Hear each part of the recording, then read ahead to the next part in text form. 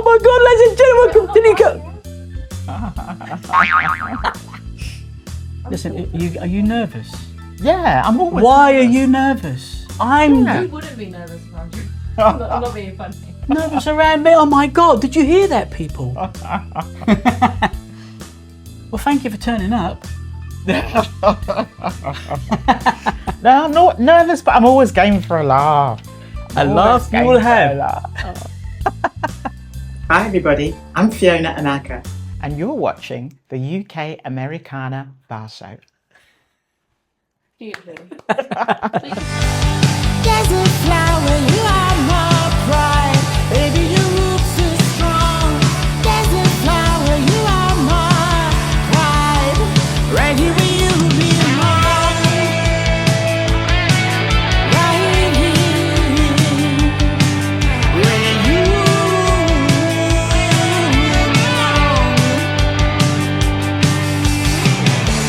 Little wise Wednesday woman. It feels like only yesterday when you came to stay. Hey everybody, welcome back to the UK Americana Bar Show. Thank you for joining us. We really do appreciate it. Bringing you now part 2 of the interview I did with the fantastic Fiona Amaka, a London girl. I discovered her on TikTok, I heard her music, I couldn't believe it, I couldn't wait to get her in the studio. She is brilliant. She reminds me of a cross between David Bowie and Tracy Chapman. In part 2, she talks in depth about her music, her new band, her aspirations for the future and new music. She is fantastic, one to watch. Fiona Amaka, part 2, and we'll see you on the next turn. Check it out. Like that. And when I finished the song, I knew there was because I saw the applause. But while I was in the middle of the song and I thought, gosh, this, I couldn't see, I couldn't really, the band was too far apart. Yeah, I couldn't see anyone. So that was scary. But I've never thought, oh no, I shouldn't be doing this. Okay, that's a good answer. Thank you, Mr. and Mrs. ChatGPT. That's very, very kind of you. I wanted to ask you also, actually, like a music story. I was put it down to, but was there ever a time when, in music, like this can't be happening to me? I don't know. You met a star, or you had something funny happen, or in music, was there ever a time that this can't be happening to me? Oh. Was there ever one of those sort of times? Like a music story? Yeah. Oh, I tell you what, I would have loved to meet a whole load more stars. But I've had some great times on stage where I've just loved it, and times when things have been a bit hard too. Yeah. But but I've never had those. Yeah, I haven't had that pinch me kind of feeling. Do you love that connection with the band, the timing and the feel? I like the connection with the band and the audience. Me and the band, we played at the O2 Academy in Islington last year. Oh right. Cool. And it was a funny night because what happened? One of the our guitarist, his string broke on his guitar and it all buckled and everything like that. Luckily for me, I was playing my electric guitar, so I was able to just give him the guitar. So, but it was just one of those moments where stuff started going wrong and he tried to carry on and it all sounded really weird. But the audience were just so lovely to us. It was it was the love that you get from the audience sometimes, or the support that you get from the audience sometimes in a bad moment like that. You appreciate it more, than you do the rest of your songs sometimes. Well, they're really with you, even though the show isn't going the way that you want it to. There's your music story. That was it. I mean, how do you feel about this new body of work that you put together? It is this. I mean, as I say, you've got your own style, obviously. So how optimistic are you for? Because it'll be out all this year, isn't it? Yeah. And I know you're writing other stuff. Yeah. How do you feel about all that? So I feel really proud about the 2025 body of work. I only did 4 songs in that year, but I'm happy with every single one of them. One of them I had to re-release because there were some production problems. Yeah. Part 2. But I was really happy. I am really happy with that body of work. And but last year was a mad year. It was just a lot of really hard work because doing the the band stuff, my solo stuff. I just got to the end of last year and I thought, you've kind of pushed yourself quite a lot. Yeah. And you're tired. Yeah. You know what I mean? I mean, you can see the work. I mean, you're going from one to how do you must be on push cabs myself all the too time much. and all over the place. Yeah, I overdid That's it. hard work, isn't So it? yeah, it felt like it was. So this year, this year's a different, it's a different approach, and I'm thinking I have to make a decision about my solo stuff, my band stuff, because I say I'm doing like both. I'm doing, and it's different kind of music in a way, So maybe I have to make some decisions. And this year, I want to focus more, certainly in the first half of the year, on my solo stuff and writing some new songs and stuff. Good, great. Yeah. It's an experimental new song that you've got out. Is it out now? It's out. Came out on the 6th of February. Oh right, okay. Yeah, and it's kind of an And orchestral. sorry, what's it called? It's called Love That Fills My World, the acoustic version of Love That Fills My World. And it's kind of a blues cum orchestral, classical cum rock song. Oh my God. So wow. it's a bit of a mishmash. And we normally play the song as very much a rock song with lots of solos. And like a rock opera type thing, isn't it? yeah, Sounds like. so it's more, it's kind of a bit cerebral, very, very calming, I hope. But yeah, people are really liking it, which I wasn't expecting. So Have you got a video for it? so I do. So the video's out on YouTube. Oh my God. So Well, yeah. can I just say that we actually do know that? Oh. Yeah, and we're going to play it now.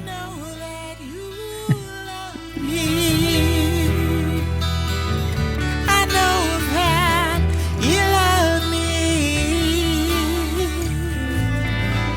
It's the love that fills my world. You're like a well that won't run dry, deeper and deeper. How can I turn and pass you by? How can I turn and pass you by? When you're talking light my way, the song you're singing, how can I turn away?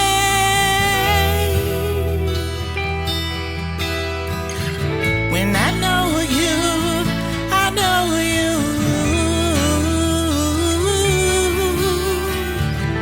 I know that you love me. I know that you love me. It's the love that fills my world. Rock the World to Peace. Oh yeah, no, they were lovely to work. Oh, is that a It's an organisation. right? It's an anti-war organisation. Yeah. And that was I really, really enjoyed doing. They wanted me to do a video. They liked my song in club, so I did a video for them. And so it's on their website. I haven't put it on my platforms because that was kind of the contract. But I believe that they have kind of slowed down, But it was just great working with them, and it's kind of how do you put it? It's like I like the message behind what they were doing. Where was that? Yeah. So it was all kind of remote.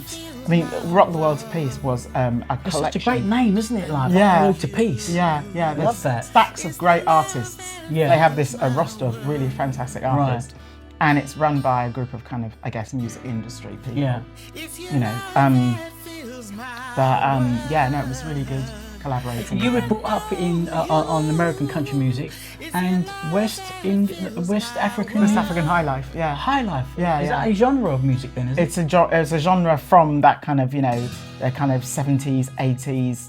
It's very much guitar music. And when you sit and you think about it, when I think about it, it's actually not that much different.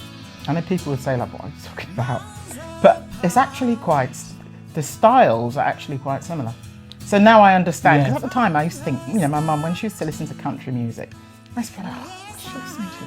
Apart from anything by Dolly Parton, Dolly Parton is wonderful. Who doesn't like Dolly, for goodness sake? There's something wrong with you.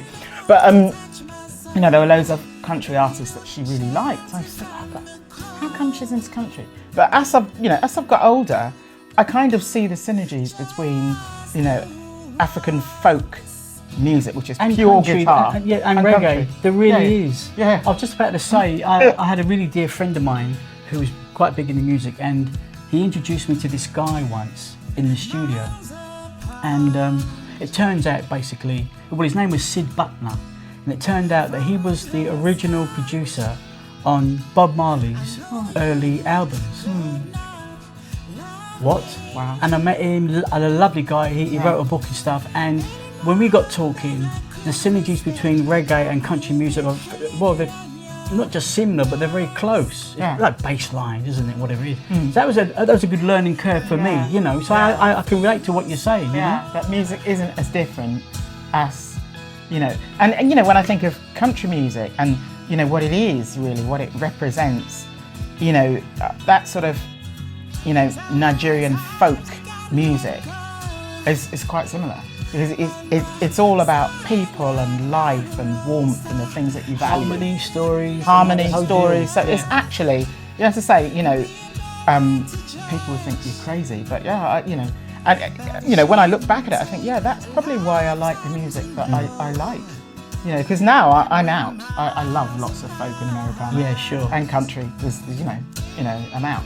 Because it's like, okay, you love it, you love it.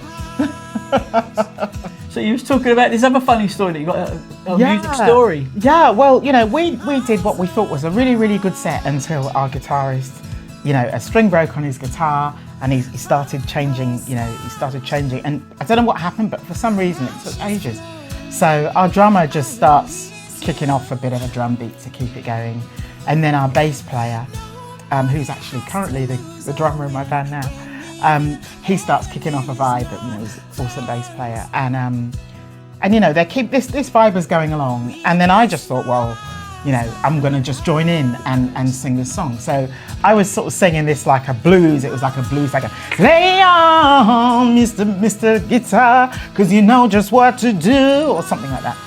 And you know, so it all turned into a song, and you know, the audience really got into it. And we got to the end, and you know, that was that. We finished the gig, and people came up to us and were like, "Oh, that song, that play on song was brilliant." And it wasn't a song. It's just us improvising. You just go improvising. And people, oh, that was the best song. And I was a bit like, what? What about the rest of us?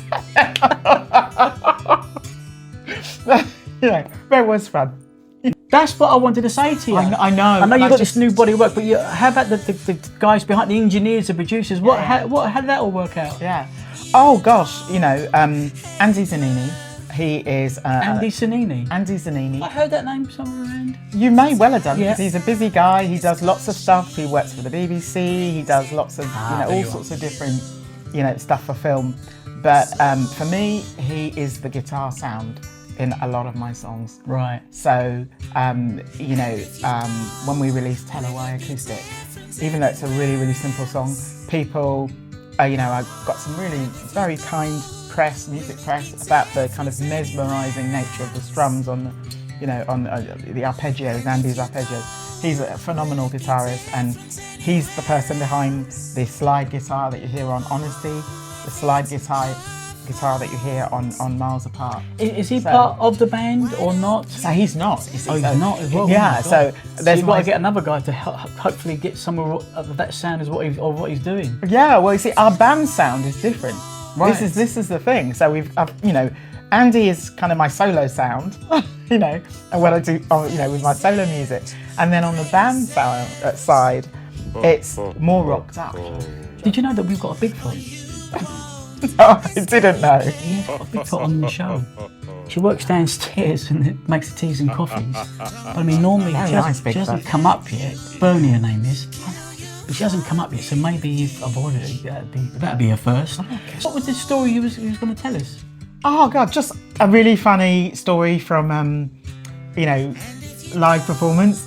Me and my band, we were at somewhere, you know, a place, a venue in Camden, and everything was going really well. We only had one guitarist.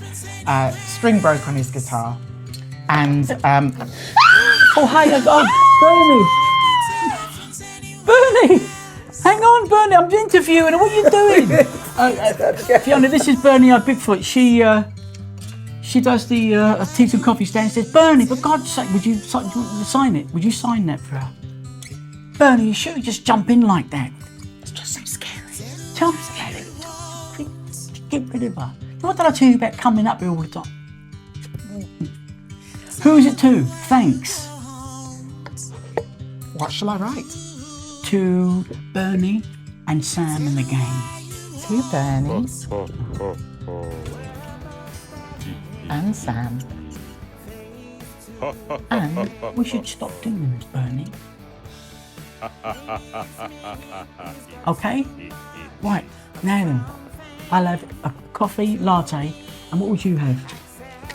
mine would be a gin and tonic, thank you. A gin and tonic, please, Bernie. If you don't know how to make that, ask one of the other Bigfoots at the back, okay? Thank you very much for that. Sorry about that, Fiona. That's the oldest. She loves to get in the flipping artist, you know? She really does.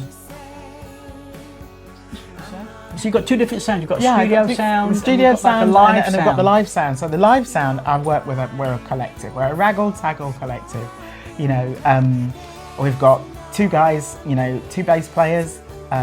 Kitch, who is an incredible producer. You know, Gabriel.